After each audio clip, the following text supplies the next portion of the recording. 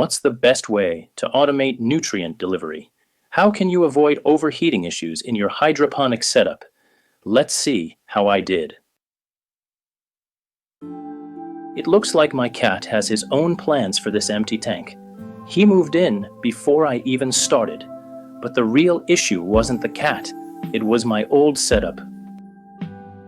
The pump was way too strong.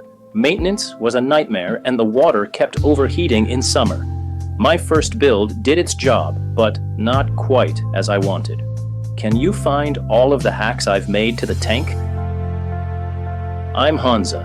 I build and test this hydroponic system right here on Top Tier DIY. Enjoying practical builds and smart fixes?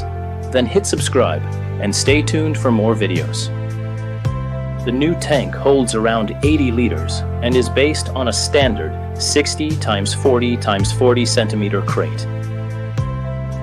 There are 8 wall-mounted fittings, 2 for the cooling coil, 1 for the refill line with a float valve, another for drain valve, outlet for the pump, and for return from the bypass, plus extra holes for nutrients dosing line, and finally last one for pH adjustment.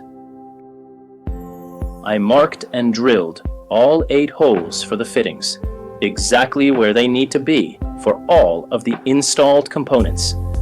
Everything is aligned, clean, and ready for assembly. With all the holes ready, I've now mounted the wall fittings into the tank.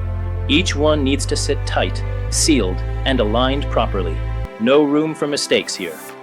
I had to fill and drain the tank several times during the process to check for leaks. There were a couple of small issues, but I fixed them. Just gaskets, careful alignment, and pressure.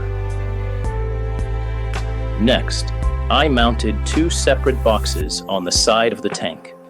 One handles the hydraulic system, pumps, solenoids, and plumbing. The other one holds all the logic, power supply, relay boards, the ESP module, and all electronics. They're both fixed with construction adhesive and reinforced with screws above the water line. I'll go into the electronics and hydraulics in some future video. For now, just the physical layout. Sensors and all of the cables are routed along the tank's outer edges, not through the lid. The lid itself is solid, removable, and has just one opening for the gravity drain from the tower. Now let's put cooling system inside the tank. The cooling loop, made from 16mm PEX tube, is coiled at the bottom and connected through the wall, not fully hooked up yet, but cold water will flow through it when temperature raises above limit. The submersible heater is mounted halfway up the back wall, close to the pump inlet for faster circulation. For sensors, I'm using a single mount that holds EC and pH probes.